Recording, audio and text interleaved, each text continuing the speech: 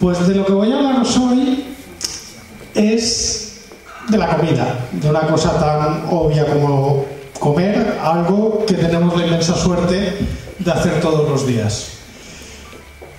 Pero lo primero que me gustaría que tuviéramos en cuenta antes de empezar esta charla es que ahora no le damos importancia al hecho de comer. A ver, normalmente en casa todos tenemos una nevera y normalmente suele tener buena pinta. Bueno, la de los solteros y estudiantes a veces no, pero en fin, en general suele estar bien surtida. La de las abuelas, eso ya es jauja. Pero tener una nevera llena es un lujo. A ver, en los años 40 en España nadie tenía nevera, porque no existían. Pero las despensas tampoco estaban llenas, que se pasaba un hambre que no veas. O sea que tampoco hace tanto del hambre. Y hoy en día sigue habiendo 1.000 millones de personas que pasan hambre. También es verdad que se olvida que ahora están comiendo 6.000 millones de personas, cosa que en los años 40-50 éramos 4.000 millones de personas y 1.000 seguían pasando hambre. O sea que ahora está comiendo más gente que nunca. Entonces, llegar a esta seguridad alimentaria que tenemos ha sido un camino muy largo. Un camino muy largo que empezó en el Neolítico. O sea, ya hace tiempo. En el Neolítico, antes, en el Paleolítico, la gente era cazador-recolector. Es decir, comían de lo que había. Pues, si vivían en una zona que había un río y había salmones, pues comían salmones. Si vivían y dependían de la caza y las especies que cazaban eran migratorias, pues iban persiguiendo esas especies y se iban moviendo. Normalmente la gente era nómada. Y estos movimientos dependían sobre todo de dónde se encontraba comida en cada estación. Hasta que en el Neolítico se inventa la agricultura y la agricultura permite que hayan civilizaciones sedentarias. Ya no tienes que ir corriendo detrás de la comida, sino que la comida está donde tú estás porque la produces tú. Esto fue una revolución que duró 2.000-3.000 años, que se produjo en varias zonas del mundo a la vez. Y lo más curioso es que esta revolución se produjo normalmente en zonas tropicales, que fue donde se domesticaron plantas. Es decir, la agricultura nace cuando de plantas silvestres se domestican y se empiezan a cultivar. Entonces, de un hierbajo que se llamaba teosinte, nace el maíz actual. Y esto fue una cosa que hicieron los mayas. Gran parte de la comida típica ahora viene de esta zona. Bueno, los tomates, por ejemplo, vienen de aquí. El maíz, las judías, las alubias, vienen de aquí. El pan, el alimento básico. Oriente Medio, el creciente fértil. Aquí fue donde se domesticaron los cereales más comunes que tenemos. La naranja valenciana. La naranja es china. La naranja viene de aquí, de esta zona de aquí. Igual que los melones y sandías vienen de esta zona de aquí. Aquí es donde se han domesticado la mayoría de especies. Y en aquel momento domesticar una especie era un poder. ¿Por qué? Porque la civilización o la tribu que tenía una especie que le producía más y mejor alimento podía crecer más porque tenía más comida y era más poderosa que las vecinas. Durante mucho tiempo la agricultura dependió de las variedades que se habían domesticado y variedades que se iban mejorando a base de cruzar, hibridar, hasta que llegó un momento que dijimos, a ver, una especie silvestre, empiezas a seleccionar semillas, empiezas a hacer cruces. Si ves que en algún momento hay una planta que es un poco mejor, lo que haces es seleccionar esa para la siguiente generación. Esto funciona, pero va muy lento. Va muy lento.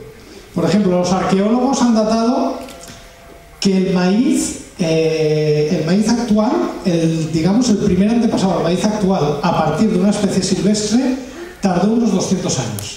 Fue un proceso de selección muy lento. Otras domesticaciones, en cambio, han sido rápidas. Claro, luego aprendimos un poco de biología, vimos que todas las plantas y todos los animales tienen ADN, y lo que hace que cambien son cambios en ese ADN. Y hombre, esto se puede hacer un poco más rápido.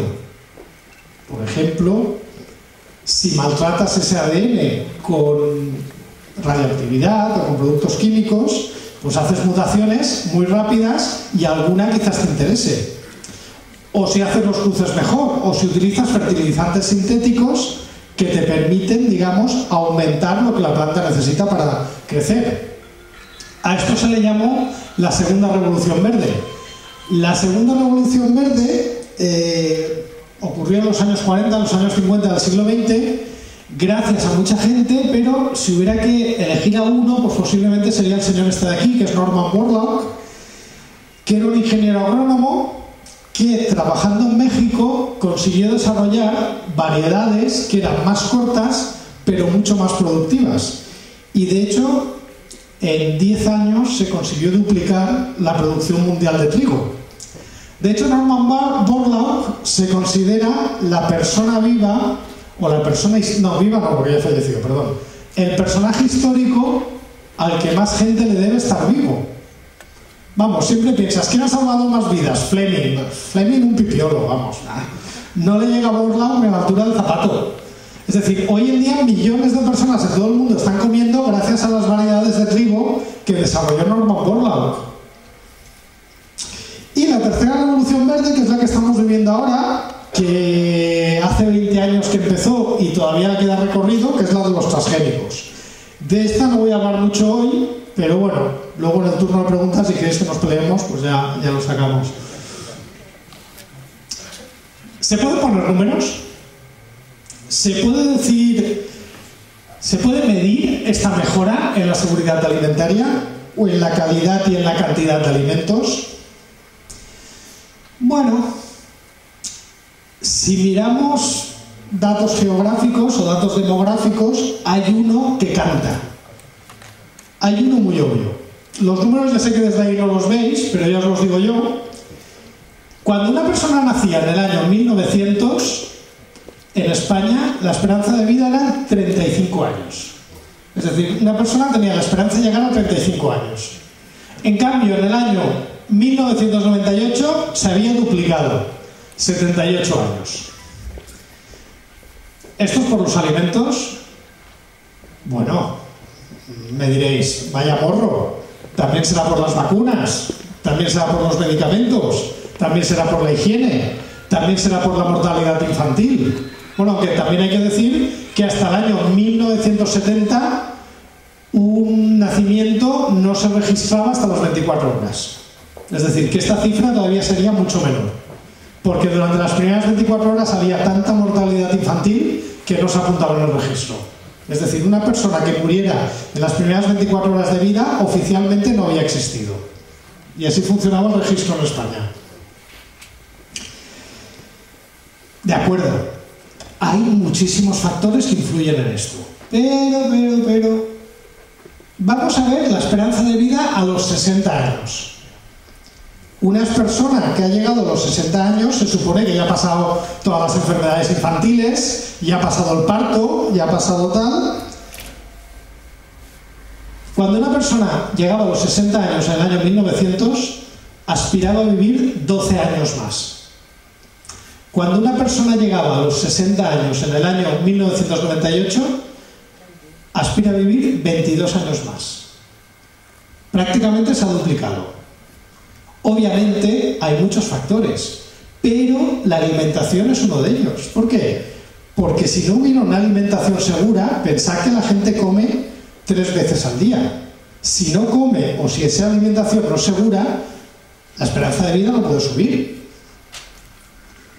Ahora que está de moda decir que nos estamos envenenando, que nos estamos muriendo, que cada vez la comida es peor, que nos matan, nos intoxican, tal... Hombre, pues la esperanza de vida de momento sigue subiendo. No es una cosa espectacular, pero si nos están envenenando está siendo de pena, ¿eh? Lo están haciendo fatal. Que se espabilen porque esto no cuadra. De hecho, ¿cuáles son las principales causas de muerte en los países desarrollados? Diabetes, cáncer y accidentes cardiovasculares. Diabetes y accidentes cardiovasculares directamente relacionados no con falta de alimentación, sino con exceso de alimentación. Es decir, no solo tenemos comida disponible y comida asequible, sino que además elegimos mal. Y no hacemos las dietas ni comemos lo que tocaría comer. Y entonces por eso esto está influyendo ya al revés en que vivamos menos de lo que deberíamos. Relacionar el cáncer con la dieta, aunque sé que por ahí existe un libro que se llama Dietas Anticáncer, relacionar cáncer con dieta es un poco gratuito y complicado. Y si todavía no os lo creéis, os pongo otro dato. Año 1986. No hace tanto, fue 4 años después del año de Naranjito. De Naranjito seguro que os acordáis algunos. Año 86, Mundial de México. España hizo lo que venía haciendo siempre, hasta hace poco. Eliminada por Paraguay y posiblemente en la primera o la segunda ronda. Tampoco hace tanto, yo creo que ya me afeitaba en ese año. En el año 86, en España se morían unas 6.000 personas al año de fiebres tifoidea y paratifoidea, de disentería y de brucelosis. Enfermedades directamente relacionadas con falta de potabilización del agua y mala calidad de alimentos. Enfermedades directamente relacionadas con seguridad alimentaria. 6.000 personas al año. Hoy se muere una o ninguna. Obviamente la comida hoy es más segura que ha sido nunca. Tenemos una seguridad alimentaria envidiable. Esta es la percepción que tenemos. La gente piensa que la comida es segura, es el mensaje que está llegando. Hombre, el problema es que luego está cómo se informa de las cosas. Ya sabéis, que un perro muerda a un hombre no es noticia, pero que un hombre muerda a un perro, sí. Entonces decir que la comida es segura no es noticia. Pero en cambio, mira, sabemos lo que comemos, ¡pam! Y tienes al niño comiéndose una sandía con una calavera. ¡Ah! La sandía de la muerte, toma ya. Claro, esto vende periódicos, vende tal, pero ¿hay motivo de alarma? ¿Hay que preocuparse? Acordaros que cuando se habla de comida en prensa, simplemente es para decir que tal alimento está contaminado, que ha habido tal problema, tal crisis, y pensad luego muchas veces en qué acaba esto. Vacas locas. Aquellos 3 meses que no comimos ternera. 3 meses. Luego la cosa se olvidó enseguida. Gente que se murió de vacas locas en España, 0. Hubo 5 casos de Creutzfeldt-Jakob, pero no se pudieron relacionar con la alimentación, porque es una enfermedad que espontáneamente aparece. Dioxinas. ¿Cuántos titulares recordáis de no sé qué alimento aparecido contaminado con dioxinas? Y de repente dejas de comer huevos, o dejas de comer paté, o dejas de comer pollo, de vez en cuando. Una semana, luego se olvida. ¿No os acordáis cuando lo de la carne de caballo, en el 2013? Que de repente las hamburguesas tenían carne de caballo. Todo el mundo preocupado por la carne de caballo. Mi preferida, la gripe aviar. ¿Por qué? El año 2006, epidemia de gripe aviar. Todo el mundo con que los pollos nos iban a matar a todos. El ataque de los pollos asesinos. Y de repente abrías un diario y la noticia de portada era: el pato muerto en Francia puede tener la gripe aviar más peligrosa. Atención, noticias, ha muerto un pato en Francia. Y eso era la noticia que encabezaba un telediario. Toma ya, luego le hacían la autopsia al pato, le había dado un infarto al pobre animal. No tenía ni gripe ni tenía nada. Pero de repente el pato muerto. Y ya me dirás si esto es para un telediario, que se ha muerto un pato en Francia. Luego era que se había muerto una paloma en Turquía y ahí todos buscando al pájaro muerto. Y así se llenaban diarios. O esta, el trigo, ese veneno cotidiano que arruina nuestra salud. ¿Alguien de aquí ha comido pan alguna vez? El pan es una cosa que es una masa que se hace con trigo, una barra, se hornea. Porque aquí os están diciendo que es un veneno. Si habéis comido pan, estáis muertos todos. Y luego encima te lo decoran. Aquí abajo, económicamente no sería factible porque el trigo tradicional produce menos kilos por hectárea que el transgénico. Toma ya. Pequeño detalle. No existe trigo transgénico en el mercado. El trigo transgénico hoy por hoy solamente existe en el laboratorio. No hay ninguna variedad comercializada. Pero ahí están. Por cierto, esto debe ser el trigo transgénico, ¿no? Porque es una espiga mutante. Estos señores aquí vestidos de submarinista, menuda espiga de trigo tienen aquí. Claro, El problema es que estos mensajes calan en la población. Si tú estás continuamente enviando noticias, la alimentación es mala, la alimentación tal, claro, la gente se preocupa y es normal. Es el mensaje que tú estás enviando. Claro, el problema es ya ese mensaje, cómo se procesa y cómo se recibe. Igual un día te metes en redes sociales y te encuentras esto. La cocaína lleva gluten. Soy celíaca y últimamente mis amigas al salir de fiesta están tomando cocaína. Y yo también quiero tomar, pero tengo miedo que tenga gluten y me dañe la salud. ¿Lleva gluten toda? ¿Sabéis si existe cocaína sin gluten y si me será más cara? Lógico. A ver, ¿no te han dicho que el trigo es un veneno? Pues la gente se preocupa. Normal. Claro, el problema es este. La cantidad de energía necesaria para refutar una gilipollez es un orden de magnitud más grande que la que cuesta producirle. Decir una tontería es tan fácil. Mirad a Trump, se ha dicho durante toda la campaña. Es que era ver cuando la dice más gorda. Ahora explica que lo que está diciendo es una tontería. Te cuesta, te cuesta. Esto nos pasa a los que tenemos un blog. Que tú te puedes currar una entrada y de repente un tío te deja un comentario de 2 líneas que dice, esto es mentira porque tal y porque cual. Y tú, pero hombre, pero tío, alma de cántaro.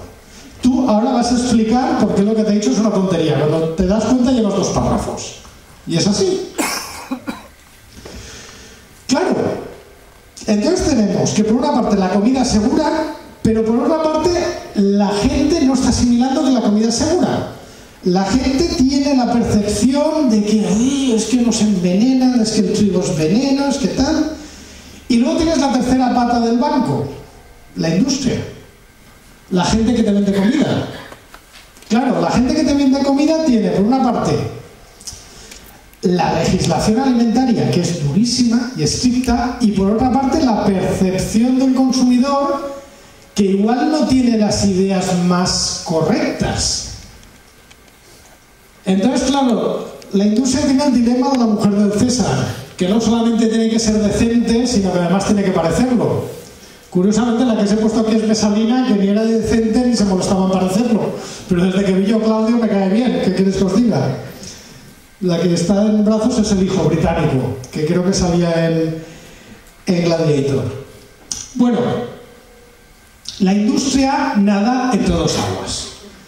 Por una parte, intenta hacer mensajes que conecten con el público para que capte sus productos, y por otra parte, tiene que ofrecer productos que sean seguros. Entonces, cuando vas con las etiquetas, siempre juegan al tabú. Palabras mágicas que encontraréis en etiquetas: natural, tradicional. Tradicional. Lo de antes siempre es la hostia. A ver, imaginad que fuerais a compraros un televisor y os digan, te voy a vender un televisor tradicional, como el que tenía tu abuela. A ver, ¿quién puñeta se compraría la Vanguard en blanco y negro que tenía mi abuela? Pero en cambio en la comida parece que cuanto más antiguo mejor. Dices, mate, a ver, oiga, que mi abuela no se comió un kebab en su vida, ni una pizza, porque no había. Pero claro, siempre lo mejor. Abuela, por supuesto, lo de la abuela siempre era mejor. A ver, esto es una cosa muy rara. En toda la historia de la humanidad nunca ha habido una abuela que cocinara mal. Las madres sí que pueden hacerte lentejas, judías, cosas horribles, pero cuando la madre se convierte en abuela, ¡pum! Masterchef por ciencia infusa. Nadie ha tenido nunca una abuela que cocinara mal. Es una cosa, un misterio de la naturaleza, una cosa de la creación. Y por supuesto, si pones sin conservantes y sin colorantes, seguro que está más bueno. A ver, yo prefiero conservante en mano que salmonela volando, pero bueno, manías mías serán. Palabras chungas, palabras que nunca aparecerán en una etiqueta. Artificial, no. Tiene que ser todo natural. Artificial no puede salir. De repente tienes que el pan de molde es natural, se ve que sale de un árbol. Una cosa así. Química. Química estudia átomos y moléculas y las reacciones entre ellos, pero la comida no tiene química. Eso vosotros, mi comida no tiene química. Ah, ¿no? Entonces, ¿qué es? Éter. El vacío. Porque tendrá átomos y moléculas. Ah, no, de eso no. Bueno, y genes ya no os digo. Bueno, una encuesta de la Fundación BBVA en España decía que el 68% de la gente pensaba que un tomate no tenía genes. De hecho, mi blog se llama Tomates con genes por eso, por esa encuesta. Pero en cambio, si el tomate era transgénico, sí que tenía genes. Se ve que se los pone una cosa de estas. Obviamente, cualquier organismo vivo, incluidos los tomates, tiene genes. Porque si no, no estaría vivo, no podría existir. Digamos que el ADN es el código genético que es lo que hace que un tal... De hecho, voy a confesaros algo. Yo también tengo genes. Y salgo por la calle. O sea, que tampoco es tan grave. Se puede vivir con genes. Tecnología. Existe un grado que se llama Tecnología de Alimentos, que estudia procesamiento, conservación y tal, pero no se puede decir. Hay que esconder que se estudia la tecnología de los alimentos. Que un alimento tiene tecnología es como una especie de secreto. No hay que decirlo. En una etiqueta no encontráis la palabra tecnología. Y conservantes y colorantes lo decimos porque nos obliga la ley. Si no, tampoco lo diríamos. Claro. Entonces, esto llega a unas paradojas que pueden llegar a ser divertidas. Por ejemplo, vas a un supermercado y te entra complejo de culpa. Para empezar, parece que estés en Doñana o en el campo, porque todo es natural. En un supermercado hay más zona natural que toda la zona rural de Valencia. Todo es natural. Vas allí, patatas naturales, no sé qué natural. Parece que estés en Doñana, en vez de Mercadona. Y luego, alimento enriquecido en fósforo, mejora tu inteligencia. Hostia, si no me compro este, seré más tonto. Alimento enriquecido en magnesio y colágeno. Si no tienes magnesio y colágeno, ¡buah!, te vas a morir. Ahora te encontrarán muerto por la calle y te dirán, claro, le falta magnesio. Seguro, va a ser eso. Enriquecido en vitamina tal, vitamina cual.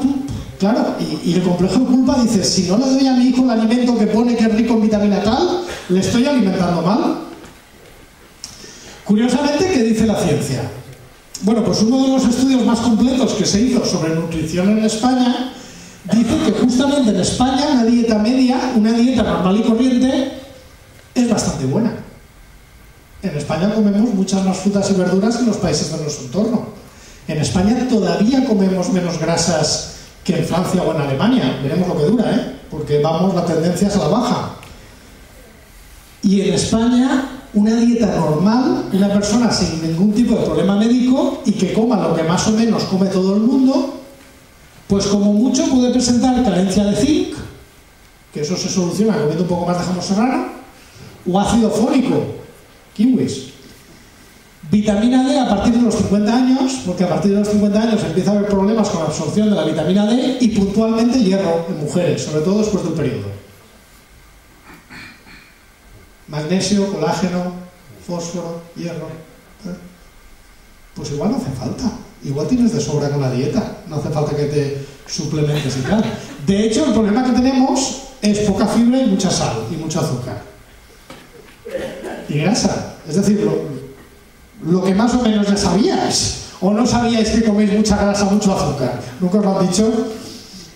Más o menos es el problema que tienen las dietas, que empezamos a comer demasiada grasa y demasiado azúcar. Pero en cambio te entras en una farmacia y te dicen alimentos que influyen en nuestra salud. Ansiedad, artritis, asma. A ver, salvo que tengas una alergia relacionada a un alimento con asma o con déficit de atención, que también por ahí. Celiaquía, obviamente, sí, hay gente que es celíaco y eso influye comer trigo. Pero si no es celíaco, no te influye para nada. Y esto te lo dicen en una farmacia, que se supone que es una profesional o un profesional de la salud, que tiene que saber del tema. Y seguimos muy asustados. Estamos muy asustados. A ver, ¿qué es lo que no queremos en nuestra comida?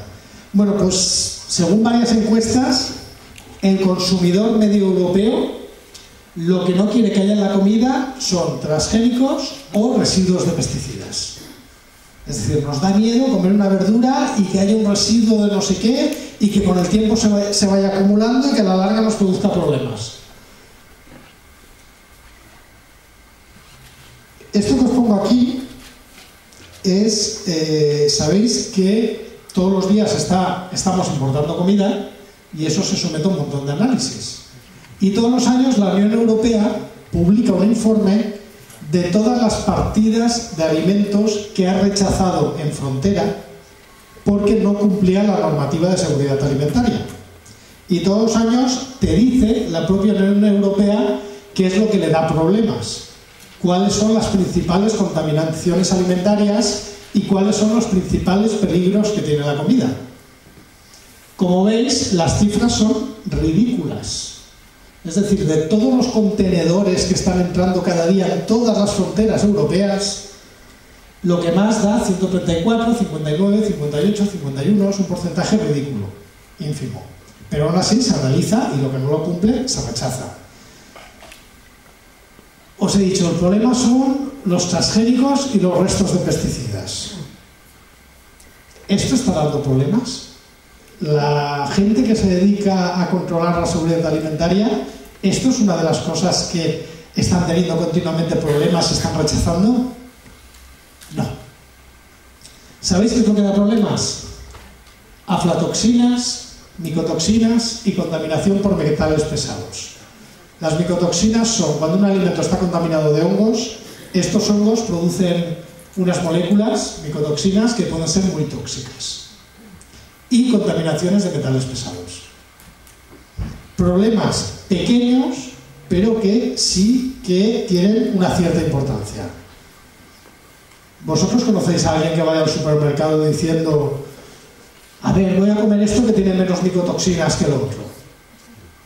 O voy a comer una cosa porque no ha habido ninguna contaminación de metales pesados en los últimos 5 años.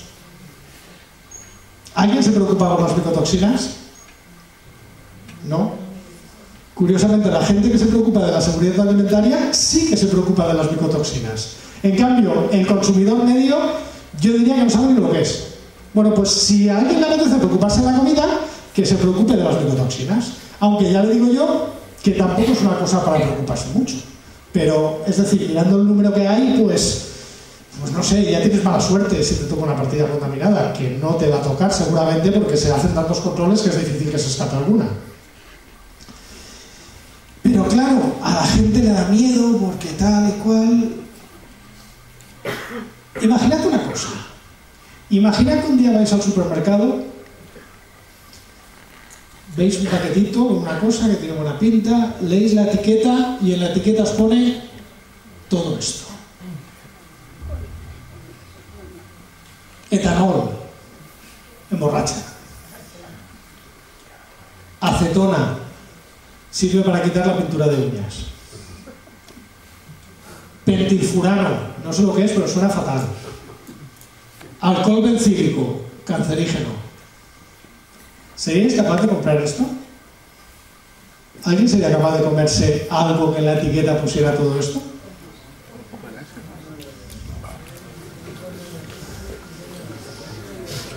¿Sabéis esto lo que es?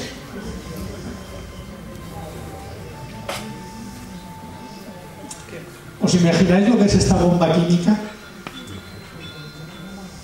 Coges un tomate cherry, lo pones en un tubo de vidrio, lo dejas varios días para que el tomate exhale todo su aroma. Y luego coges una jeringuilla y lo pasas por un aparato que se llama cromatógrafo de gases, que lo que te hace es decirte la composición. Todo esto es la fracción volátil, es decir, lo que se evapora de un tomate cherry. Absolutamente natural. Es decir, si estáis preocupados por la composición química de vuestra comida, hubo un científico muy bueno que se llama Bruce Ames, que es un experto en toxicología, que se dio cuenta de una cosa muy obvia, y es que cuando una comida tiene aditivos o conservantes o colorantes, esos aditivos tú sabes lo que le has puesto y sabes la proporción que le has puesto. Lo que no controlamos de ninguna manera es la cantidad de compuestos químicos que de forma natural forman parte de la composición de ese alimento. Es decir, cualquier animal vivo, cualquier planta, tiene una riqueza química increíble. ¿El tomate cherry es tóxico o es peligroso? No. Yo ayer me comí unos cuantos en una ensalada y me comí todo eso, la acetona, el furanilo y tal. ¿Por qué? Pues porque la dosis es muy baja. Tiene un montón de compuestos, pero en una dosis en la cual no hemos visto que haya ninguna peligrosidad. Lo mismo, cuando se autoriza algo para uso alimentario, se hacen unos controles mucho más estrictos y la dosis que se autoriza es 100 veces menor que la dosis a la que se ve algún tipo de problema en animales. Y justamente eso, sabemos lo que hay, sabemos lo que ponemos. En cambio, puede haber algún alimento que sí que tenga algún compuesto que sea tóxico, normalmente no. Pero ya veremos que a veces cambia. De hecho, como hay tanto miedo y tanta paranoia, porque ahora la moda es que nos estamos envenenando por los restos de pesticidas, cuando luego te vas y hablas con un agricultor y el agricultor dice, no, si es que ahora para las plagas utilizamos las palabrotas, los insultos, porque ya no nos dejan poner nada. Es decir, hay tanto control con los pesticidas que cuando te viene el barreno o el taladro o el minador, dices, tú, fill de puta, porque ya no puedes echarle nada que no vendes la cosecha, no te queda otra. La EFSA tuvo que emitir un informe de que hoy por hoy no hay ninguna evidencia epidemiológica que los restos de pesticidas estén causando ningún problema de salud. A ver, el tabaco produce cáncer. El primer estudio y la primera evidencia del cáncer en tabaco es del año 50. Y fue un estudio hecho con médicos que fumaban. Y se vio. Hoy, imaginad, con todo el Big Data que se llama, todos los datos de salud que continuamente se están cruzando, cuando hay una epidemia, se conoce en días no, en horas. De hecho, a veces se conoce antes porque la gente empieza a buscar en Google los síntomas. Es verdad. Hoy hay una aplicación de Google que predice epidemias de gripe. Básicamente por cuando la gente empieza a buscar tos y fiebre en Google. Porque ahora lo primero que hace cuando alguien tiene un síntoma es buscarlo en Google. O sea que con la cantidad de información, si hubiera un aumento de determinada enfermedad que se pudiera asociar con cualquier alimento tal, se sabría muy rápido, porque tenemos herramientas. Y hoy por hoy no hay nada. De hecho, cuando se sospecha que hay, ya no cuando hay, sino cuando se sospecha, lo primero que hace es eliminarse. Todos los años se eliminan 1 o 2 aditivos de la lista por precaución. Aditivos, más bien insumos, utilizados en la agricultura. Aditivos alimentarios es más raro, porque están mucho más controlados. Pero bueno, todo esto es lo que dice la ciencia, pero el mercado es la guerra, y aquí hay que vender. Y entonces, las etiquetas tienen que jugar a 2 mares. Ya sabéis, sin conservantes ni colorantes, por ejemplo, nos encanta, yo ya lo he dicho antes, yo prefiero un alimento que tenga conservantes que un alimento que me intoxique. Cuando no se puede, ya tenéis, Ero, sin porquerías, toma ya. O caramelos de fresa, vengando al taparrabos como han puesto al oso, with no added nonsense, sin sentido añadido. Toma ya, captad la doble negación. Sí, esto está muy bien, lo de decir sin conservantes ni colorantes, pero a ver, un conservante sirve para algo. Un conservante sirve para que la comida no se haga pocha. Ahora está de moda de que tiramos mucha comida, que no queremos tirar comida. Está bien y me parece genial, pero la comida es perecedera. Algo tienes que hacer para que te aguante. Aquí tenéis, por ejemplo, una empresa de catering americana que, esto está muy pequeño, no lo podéis leer, pero que se vanagloriaba de sin grasas, sin conservantes y sin colorantes. Y lo exhibía alegremente en su página web. ¿Y qué pasó? Era verdad. Una de las mayores crisis que ha habido últimamente en Estados Unidos fue por esta empresa. 26 hospitalizados y 4 toneladas de lechuga contaminada. Pues hombre, mejor poner un conservante legal y dentro de las dosis toleradas que te pase esto.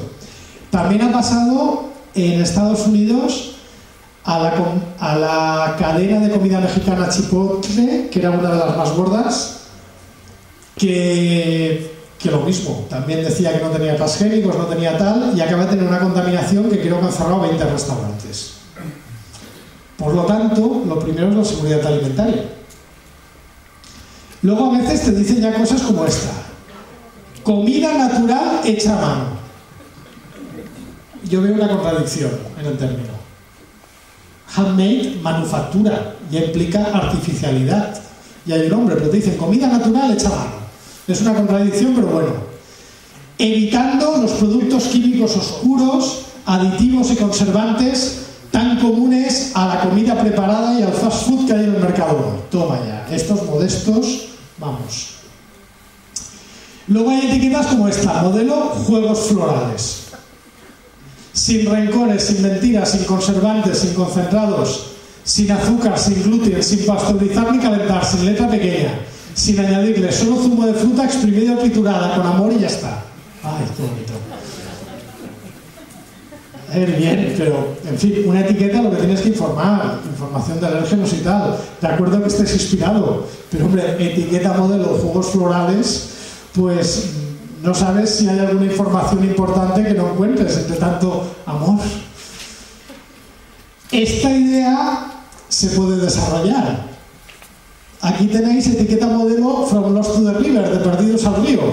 Es una botella de salsa picante y si veis lo que pone aquí, es salsa picante, no tiene valor nutricional, es solo vinagre y chile. Por el amor de Dios, ¿qué esperabas? ¿Qué puñetas haces interesándote por el valor nutricional de la salsa picante? Solo disfrútala. A ver, la ley obliga a que pongas el valor nutricional. Sí que es verdad que es un poco tonto poner el valor nutricional de una salsa picante que te pones 4 gotas. Pero bueno, ellos cumplen la ley y se quedan a gusto. ¿Qué quieres que te diga? Esta no me parece tan mal del todo porque sí que está bastante bien diferenciado. Modelo español, mermelada extra de ciruela roja. Ingredientes: ciruela roja, agar y agar. Una vez abierto, devorar. Si queda, conservar el frío. Este producto ha sido elaborado con la radio puesta. A ver. Si das la información, dala completa. Porque según qué emisora no te compro la mermelada, ¿eh? A ver. Pero bueno. Y ya el récord de etiquetas, estoy inspirado. Monastrellísimo. Tinto de fuerte color rojo, púrpura intenso con ribetes violáceos, muy expresivo y afrutado en nariz, con taninos y tal. Como si te digo que unos leperos vampiro de buena familia lo recolectan solo en noches de apareamiento del cernícalo real mientras escuchan chiquetete, los leperos. Acto seguido se fermentan barricas de tungsteno construida por glamurosos enanos carlistas con crestas de colores. Te lo vas a creer igual. A ver, a mí esta etiqueta me encanta. Y os voy a decir por qué. Esta etiqueta es real, ¿eh? Si buscáis por internet podéis encontrar esta marca de vino, Monastrellísimo, y podéis ver la botella. De hecho salió en prensa hace muy poco. El mundo del vino y el etiquetado es un mundo en sí. Es decir, tú te coges una etiqueta de vino y te dice las uvas cultivadas que vinieron de tal y cogieron tal y cual, y luego la etiqueta es negra y en violeta sobre negro te ponen contiene sulfitos. Que eso también, algunas tenéis que verlo al trasluz, sobre todo las de ecológico. Comprad vino ecológico y mirad, si la etiqueta es negra, veréis en un lateral en morado contiene sulfitos. Como no lo pongas de lado, no lo lees. ¿Vale? Eso es desviarte total. Luego, cuando hacen una cata ciegas entre un vino de 10 euros y uno de 100 euros, normalmente no se distinguen. Pero bueno, es lo que tiene el mundo del vino. Cambiamos de tercio, palabras mágicas. Ya os he dicho que natural es una palabra mágica. Cualquier cosa que sea natural es mejor. Aquí tenemos, por ejemplo, un conocido divulgador que hace unos años hizo una campaña con el pan de molde natural 100%. Se ve que tenían un árbol que crecía pan Bimbo, ya en bolsas y tal. Lo más curioso es que sabéis que la marca esta lleva mucho tiempo haciendo pan de molde que no era natural o no se etiquetaba como natural. La gracia, y lo que te decía el productor, era que si tú coges el pan de molde natural y miras la etiqueta, no encuentras ninguna letra E. Nada que tenga la letra E, esa letra E que tanto miedo nos da. Por cierto, la letra E quiere decir Europa. Simplemente quiere decir que es un aditivo alimentario regulado según la ley europea. Si vais a Estados Unidos, en las etiquetas con la letra U, de USA, de Estados Unidos. Casa Trump, para entendernos. Sí. Pero bueno, esto es un anuncio que había por la calle. Lo gracioso es que yo no lo entiendo como estrategia de marketing. Porque si te están vendiendo este pan como natural y te dicen que lo bueno que tiene, lo mejor, es que no tiene ninguna letra E, pues la misma empresa, que es Bimbo, te vende el pastelito Pantera Rosa y tienes E471, E477, E470, E475, E500, E450. Han cantado Bimbo, creo. O sea que la misma empresa te vende un producto que es muy bueno porque no tiene letra E y luego te vende otro producto que tiene un montón de letras E. Pero vamos un poco al detalle. Bueno, las fotos mías, por eso se ve que no se ve nada y es muy mala, porque yo no sé hacer fotos, pero ya os lo explico yo. El pan Bimbo de toda la vida tiene emulgentes E481, E471, conservantes E282 y E200 y corrector de acidez E341. ¿Vale? Esto simplemente, si vais a la lista, veréis que esto determina un producto. El E300, que es un conservante, si veis en la lista os pondrá ácido ascórbico. Y os digo yo, vitamina C. Realmente es una vitamina que se utiliza como conservante. Esta es la etiqueta del pan de molde, no sale ningún número E, ácido, harina de trigo y levadura. Y procedente de fermentos naturales de P. lactis y L. brevis. Curioso. Curioso. Esta es la etiqueta, acordaros, 280, 200, 341, y en el natural pone P. shermani, Propionobacter shermani, que es una bacteria, Propionobacter es una bacteria que de forma natural produce ácido propiónico, que si vais a la lista es el E280 y el E282, el mismo que utiliza el pan Bimbo, que no es natural. Y Lactobacillus brevis, ácido láctico, que es el E325, otro conservante, es decir, le han puesto una bacteria que de forma natural produce E325, y además le ponen vinagre que tiene un 5% de ácido acético, que es el E260. ¿Qué hace? Yo no le pongo el conservante, pero utilizo para amasar el pan una bacteria que de forma natural produce ese conservante. Con lo cual, al final, el pan natural o artificial acaba teniendo ácido láctico y ácido propiónico, que es lo que sirve para que no crezcan bichos y el pan no aguante más.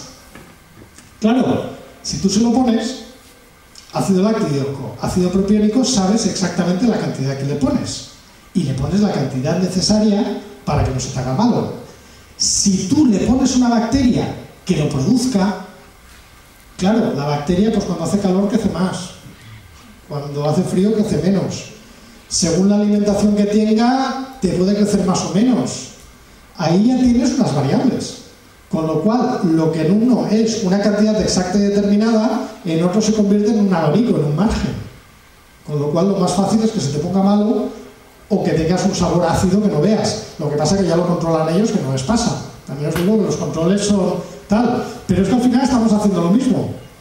Y esto pasa mucho también, lo de yo no se lo pongo, pero le pongo una cosa que sí que lo tiene. Esto lo hace también a veces la industria cárnica.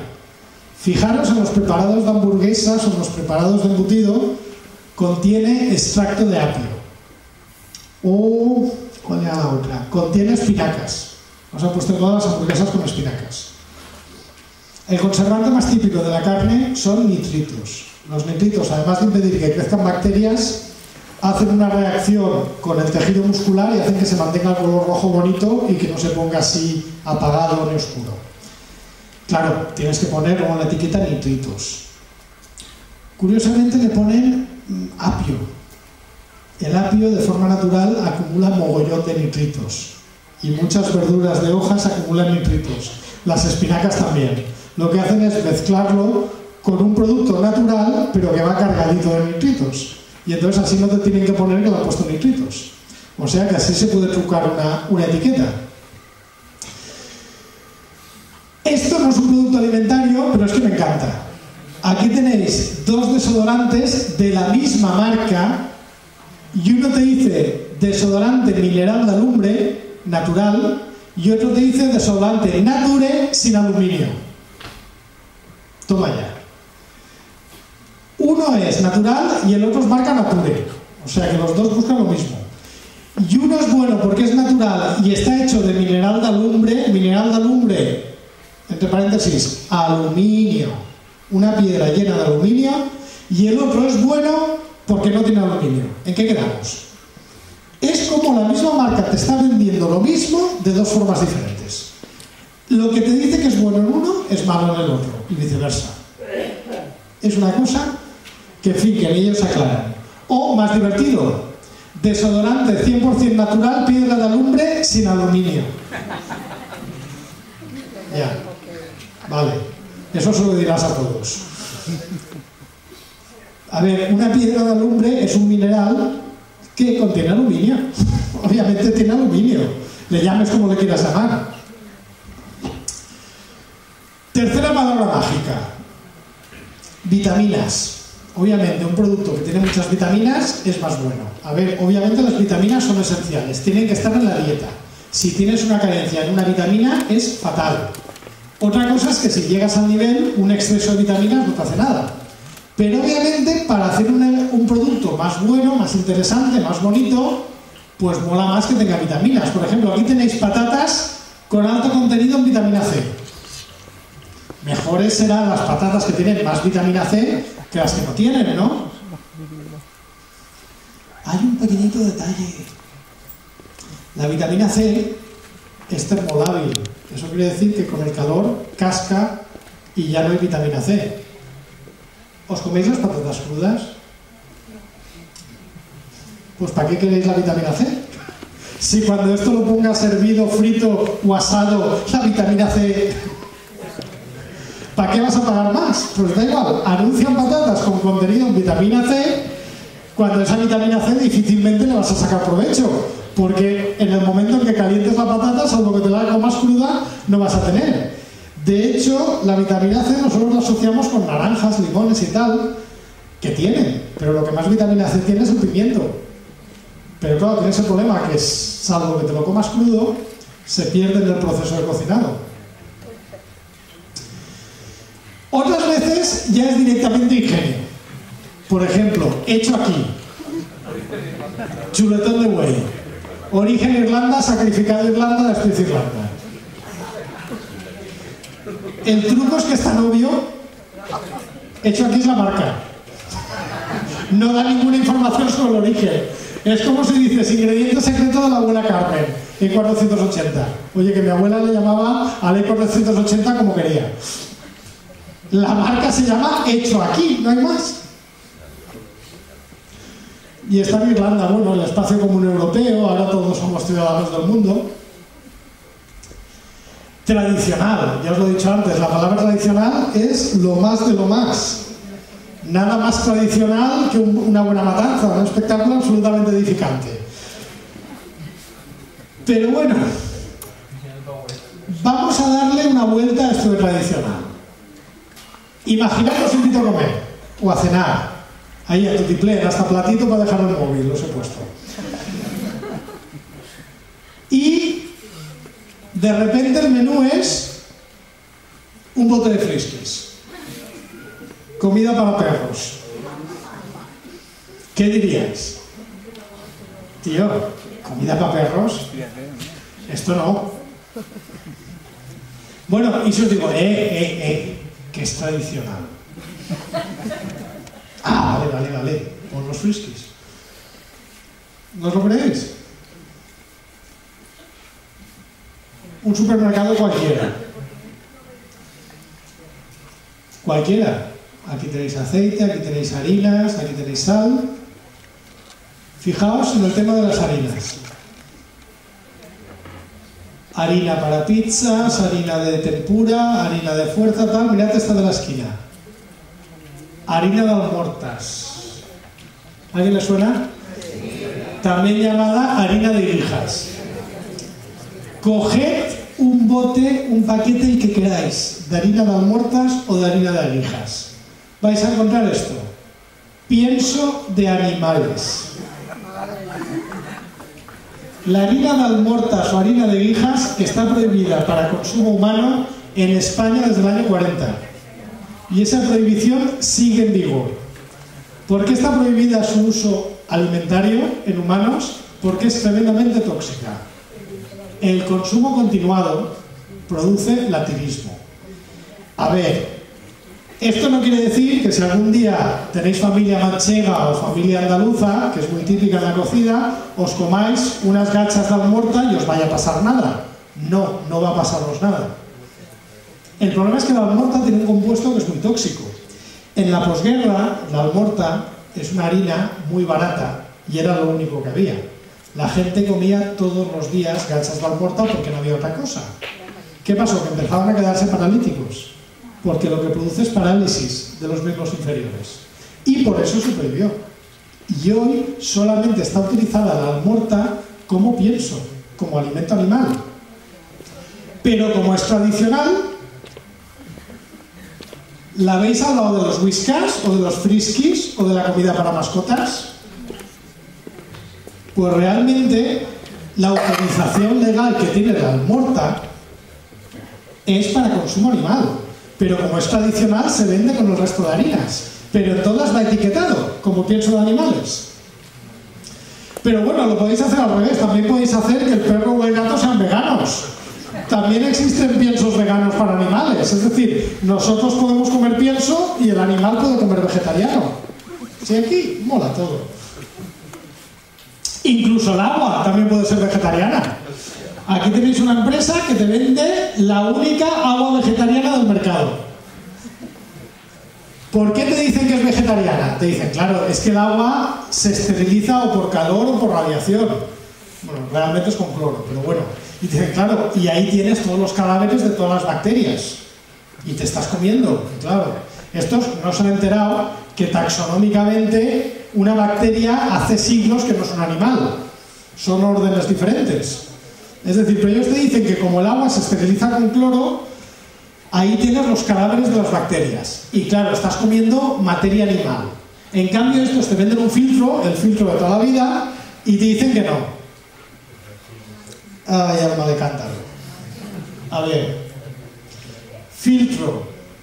A temperatura ambiente. Húmedo, acuoso y al aire. Ahí tienes un jardín zoológico, microbiológico. Ahí no es que tengas las bacterias muertas, es que las tienes vivas y coleando. O sea, que el agua vegetariana, asumiendo que comerse una bacteria sea como en un animal, que no tiene nada que ver de clasificación, es que macho. Pero bueno, hay que vender. Luego, sin, vosotros la palabra sin la entendéis. ¿Tenéis claro lo que quiere decir? ¿Todo el mundo sabe lo que quiere decir sin? A ver si es verdad. ¿Qué? ¿Sabíais lo que quería decir sin, no? ¿Lo teníais todos claros? Pues venga, explícame esto. Porque yo no lo tengo claro. Pipas sin sal, ingrediente pipas y sal. Esta etiqueta es absolutamente correcta y absolutamente legal. En legislación alimentaria, sin quiere decir menos de. Es decir, la ley te permite etiquetar algo como sin si no llega al nivel que establece la propia ley. Y entonces se pueden dar paradojas como esta. Que tú le pongas sal, pero por debajo del nivel mínimo y lo puedas etiquetar como pipas sin sal. De hecho, hay una cosa que confunde más todavía. Bueno, aquí tenéis azúcar de caña, ecológico y sin azúcar. Perfecto. Azúcar de caña sin azúcar, mola. Las cervezas es un poco un jaleo. Porque una cerveza sin realmente no es una cerveza sin alcohol. Es una cerveza con menos del 1% de alcohol. Es decir, una cerveza sin puede tener 0,99% de alcohol y se puede etiquetar como sin. Hombre, 0,99% de alcohol es poco alcohol, pero si bebes mucha cerveza o si por ejemplo tienes algún problema de alergia o estás embarazada o tal y bebes mucha, entonces ¿qué pasa? Que luego se ha sacado la 0,0. La 0,0 es cerveza con menos del 0,01% de alcohol. No, menos del 0,1, 0,099. Y entonces, claro, tienes la SIL que tiene menos del 1 y la 00 que tiene menos del 0,1. Un lío. Porque la gente se piensa que una cerveza sin alcohol no tiene alcohol. Y realmente tiene. Poco, pero tiene.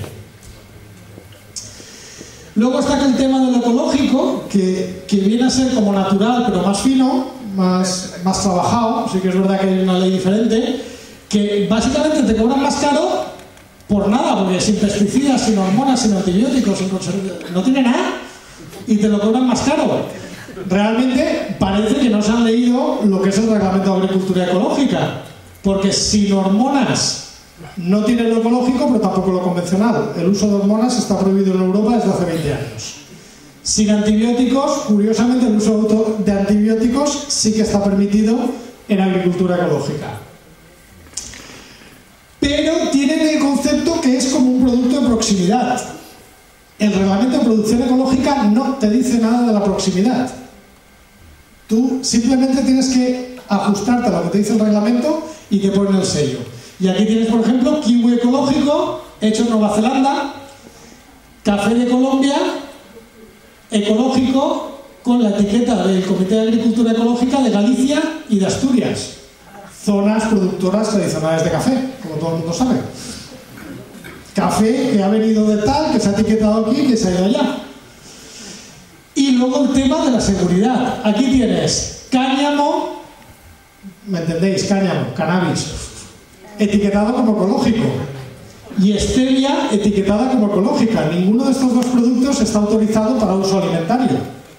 Y la etiqueta de ecológico es una etiqueta de uso alimentario. Es decir, que el señor que le ha puesto la etiqueta se ve que no se sabía el reglamento de lo que está autorizado y no. Otra etiqueta mágica, sin transgénicos. Ya os he dicho, no queremos transgénicos en la comida, por lo cual una cosa que tenga la etiqueta sin transgénicos es mejor. Sal sin transgénicos. Toma ya. Papel de fumar, libre de transgénicos. Certificación biológica y sin transgénicos, sanísimo. El papel de fumar más sano que hay. Agua, libre de transgénicos. Agua que no tiene ADN, la mejor agua que hay. Yo tengo ADN, pero este agua no. Y a veces, cuando no puedes decir, se sugiere. A veces no hace falta decirlo, hace falta pues hacer un truco de neurociencia. A ver, todos sabéis que el jamón pata negra es un jamón de gran calidad, un jamón muy caro y muy bueno. Asociáis la pata negra a esa calidad. ¿Y la tapa negra? ¿A qué la asociáis? Obviamente no es la misma calidad, pero lo que quiere que te lo está vendiendo es que tú inconscientemente asocies eso y transfieras la calidad de este producto a un producto que no tiene nada que ver. Pero como tú ya tienes esa calidad y esa imagen asociada, pues piensas que si foie gras tiene la tapa negra, pues será mejor que si tiene la tapa de otro color, porque tapa negra, pata negra, parece. O incluso puede ser más divertido. Aquí tenéis las patatas Lay's artesanas. Hará 2 o 3 años, antes una cosa se podía etiquetar como artesanal, sin ningún tipo de control. Pero salió una normativa diciendo que para algo poner la palabra artesanal tenía que cumplir unos criterios. Tenía que ser elaborado de determinada manera y tal. Evidentemente, las patatas fritas Lay's no cumplían estos criterios. No estaban haciéndolo en una pyme tal y cual. Pero claro, ellos ya tenían la marca muy establecida que vendía bien. ¿Qué hicieron? Aquí pone artesanas. ¿Veis este puntito? ¿Y veis que esto no está unido? Aquí realmente pone artesancis. Directamente lo que hicieron fue cambiarle el punto de la I. Si leéis artesanas, lo estáis leyendo mal. Pone artesancis. Y eso fue lo que hicieron para cumplir la ley. Hay otro caso muy conocido El término ecológico pasa lo mismo, es un término registrado y que solamente se puede utilizar si cumple la legislación. Pero en cambio, durante un periodo de tiempo, orgánico y biológico eran términos libres. Los podía utilizar cualquiera. Después de un pleito que duró varios años, se decidió que ecológico, orgánico y biológico eran términos equivalentes. Y solamente se podían utilizar los de esa ley. ¿Qué pasó? El yogur bio, ¿os suena? Ahora se llama Activia. Le tuvieron que cambiar el nombre por esa ley. El biomanán, ¿os suena? Ahora se llama Bimanán. Pues todo esto quería contaros. Muchas gracias.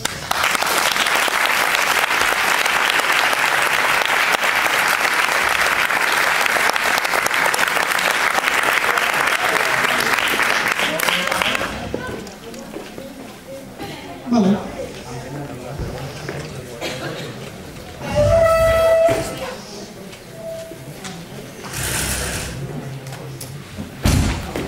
Cuidado.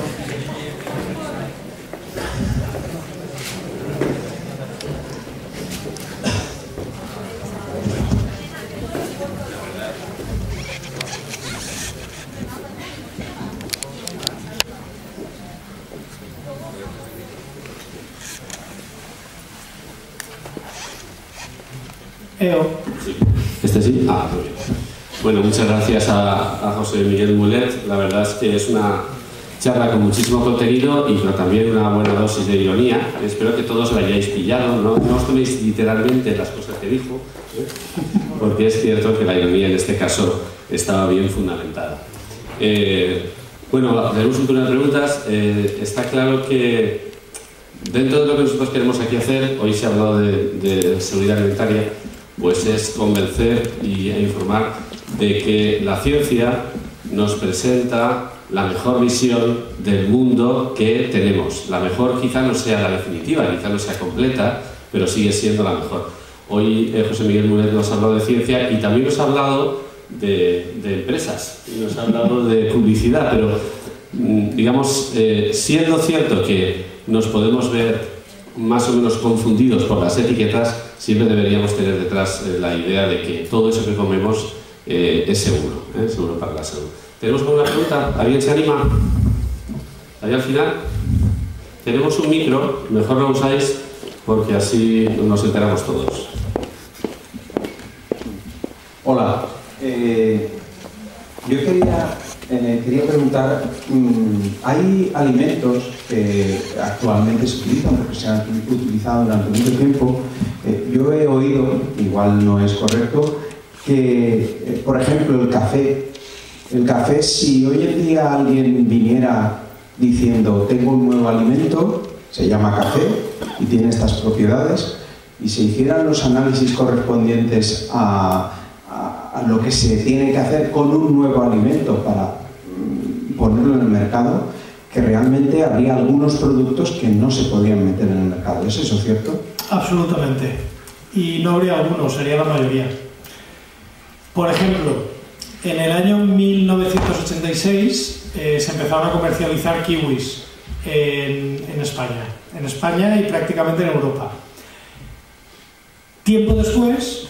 Poco tiempo después, apareció gente que tenía alergia a la piel del kiwi, que es una alergia muy suave, que no pasa nada, pero si se hubiera hecho el proceso que se hace actualmente y se hubiera detectado que alguien tenía esa alergia, se hubiera prohibido y no se hubiera pasado de ahí. Y hoy no estaríamos comiendo cosas. En Europa tenemos una ley que se llama la Ley de Nuevos Alimentos, que es una ley hiper estricta, hiper restrictiva, que no pasa prácticamente nada. ¿Y por qué esta ley es tan estricta y tan tal? Pues lo puedo decir, porque es la ley que se hizo para impedir que comiéramos transgénicos. Y entonces, un transgénico se considera nuevo alimento y tiene que ir por ahí. Pero un alimento que nunca se haya consumido en la Unión Europea y que sea nuevo, tiene que ir por la misma ley. Os he mencionado la stevia. La stevia no se puede comercializar porque no ha superado esa ley. Y no ha superado esa ley porque tiene unos compuestos que tienen actividad farmacológica. Baja la tensión arterial. Y simplemente por eso, actividad farmacológica, producto alimentario, de ahí no pasa. Entonces, es verdad, y el café y el té, el café que tiene cafeína, no habría pasado. Pero la ley establece que lo que se consumía antes de esa ley, todo vale. Y a partir de ese momento, cualquier cosa nueva tiene que pasar por ahí. Por ejemplo, Carmen Ruscalleda, la cocinera famosa de las estrellas Michelin, en su restaurante servía medusa. Multa que le cayó, porque la medusa no se considera un alimento en Europa.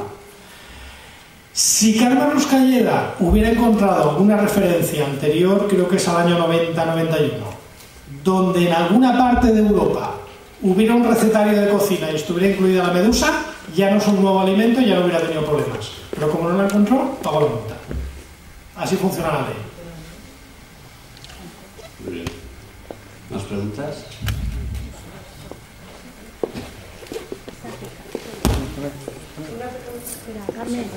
Micro.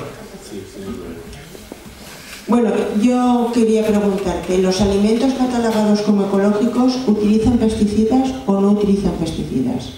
Sí, te explico.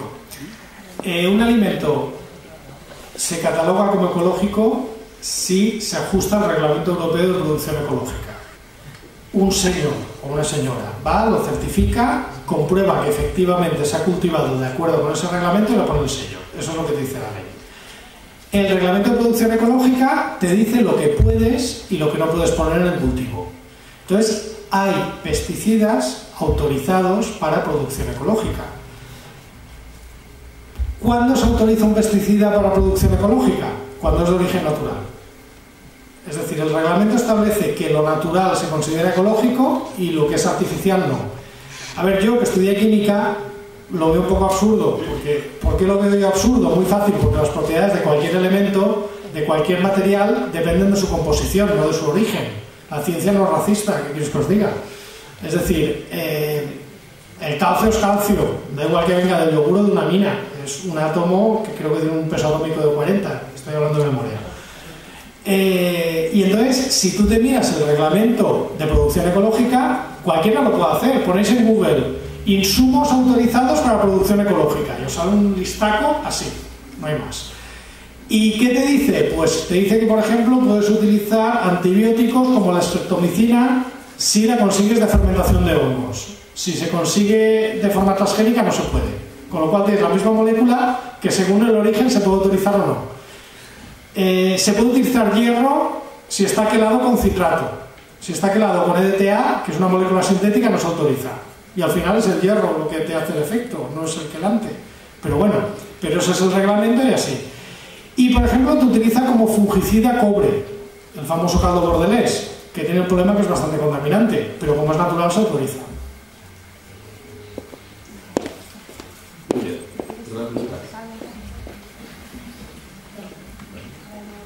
Hola, buenas tardes.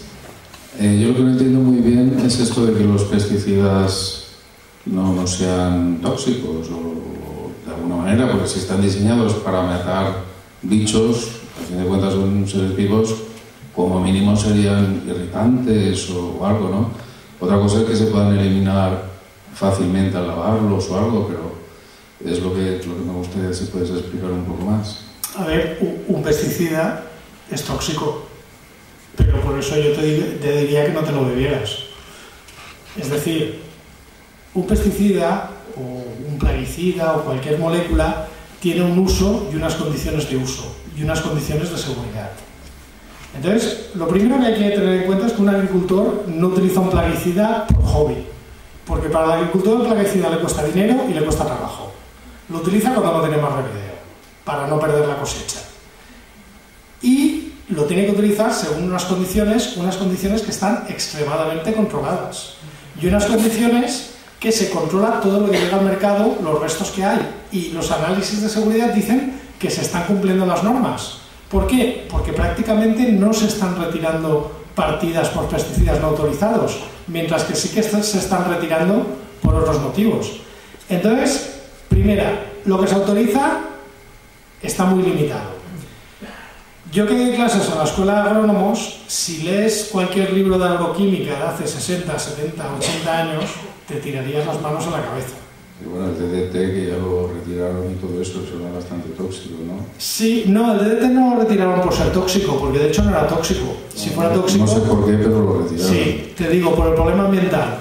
Porque es una molécula muy estable y no se degrada. Es decir, que tú tiras DDT y 50 años después tienes el DDT y sigue siendo activo. Hoy se busca productos que se biodegraden. Es decir, que actúen, pero que luego se degraden. El DDT, ¿os acordáis, los que ya seáis mayores, os acordáis una colonia que se llamaba Cruz Verde? Sabéis que tenía esa colonia, ¿no? DDT. Y eso se ponía en la cabeza de los niños de la posguerra para que no tuvieran piojos. Entonces, el DDT tenía la ventaja de que era muy poco tóxico, porque la diana es una proteína que tienen los insectos, pero nosotros no tenemos, pero tiene el problema de que es muy persistente. Y por eso se prohibió, porque se acumula en la naturaleza y no hay forma de quitarlo del medio. Y hoy, la mayoría de los pesticidas, lo que se tiene en cuenta es la vida media. Cuanta menos vida media tengan y más rápido se degraden, más posibilidad hay que se utilicen. Pesticidas persistentes prácticamente no hay ninguno que esté autorizado. Es decir, una molécula como el DDT hoy en día no se autorizaría nunca porque no te la quitas del medio. ¿Más preguntas? Hola.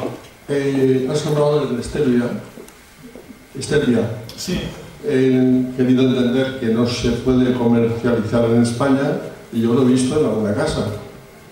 ¿Podemos ampliar esto? A ver, lo que has visto es un endulzante que te ponen contiene stevia, o lo que has visto son extracto de hojas de stevia o una planta de stevia. No sé decirte. Vale. Se usa como edulcorante, Sí. pero no se Mira, usa. es que no quería enrollarme con eso porque es una historia más larga. Te he dicho antes que la stevia se pasó por la ley de nuevos alimentos y no la superó. Pero la historia se recargola. El compuesto que le da sabor dulce a la stevia sí que es autorizado. O sea que lo que se autoriza es un compuesto que viene de la stevia, que es el que da sabor dulce, y es el E960, que es el glucósido de esteviol. Con lo cual, tú puedes tener, que además ha sido muy gracioso porque la stevia estaba muy de moda entre grupos ecologistas y tal, y en el momento que se autoriza, Nestlé y todas las grandes empresas, ¡pum!, con stevia. O sea que ha sido curioso, al final parecía que lo estuvieran haciendo propaganda ellos. Yo no sé, también Wikileaks ha hecho campaña a favor de Trump. Yo ya me despisto, ¿qué quieres que os diga? Entonces, hay un producto que viene de la stevia que sí que está autorizada, pero la stevia como planta, ya sea extractos de hoja, ya sea tal, no. Otra cosa es que digas, yo he visto tiendas donde venden plantas de stevia. ¿Y qué te dirá la tienda? La tienda te dirá que él te vende una planta ornamental. Si eres tan burro que te lo comes, es problema tuya. No, es que es así. No te lo vende como alimento, te lo vende como planta. Luego ya lo que hagas tú en casa, si te quieres comer el geranio, tampoco te lo pueden impedir. Sí. Sulfitos. Todo el mundo, todas las botellas tienen sulfitos en 10 idiomas. Sí, porque no hay alternativa. A ver, los sulfitos se utilizan en el vino. ¿Por qué? Porque la levadura vínica, Saccharomyces cerevisiae, es bastante resistente a sulfitos. Y entonces, antes de hacer, claro, el vino es una fermentación y en una cuba de vino pues hay más bichos. Y muchos bichos que no son la levadura que te interesa, lo que te pueden hacer es romper la cuba, que se te produzca vinagre, se te agríe y tal. Entonces se hace un tratamiento con sulfito para matar a todos los bichos y la levadura es de las que más sobrevive. Claro, los sulfitos tal, no quieren, no tal, no cual. Problema, todavía no se han encontrado alternativas. En un vino joven sí que le puedes poner o dejar de poner sulfitos porque lo vas a aguantar poco tiempo y te lo vas a consumir rápido. Un vino que quieras envejecerlo, como no le pongas sulfitos, no hay manera. De hecho, hubo un proyecto, hasta el año 2012 no había legislación para vino ecológico. Se hizo un proyecto de investigación para ver qué se podía hacer el vino ecológico y cuando llegas al punto de los sulfitos, dicen, se aconseja utilizar menos, cuando sea posible. O sea que un vino ecológico puede tener exactamente los mismos sulfitos que el no ecológico, porque no hay alternativa hoy por hoy. Y el hecho de que aparezcan siempre es una advertencia de algo. Sí, es obligatorio ponerlo porque se utilizan como conservante, pero lo utilizan como conservante porque si no, en vez de vino beberías vinagre.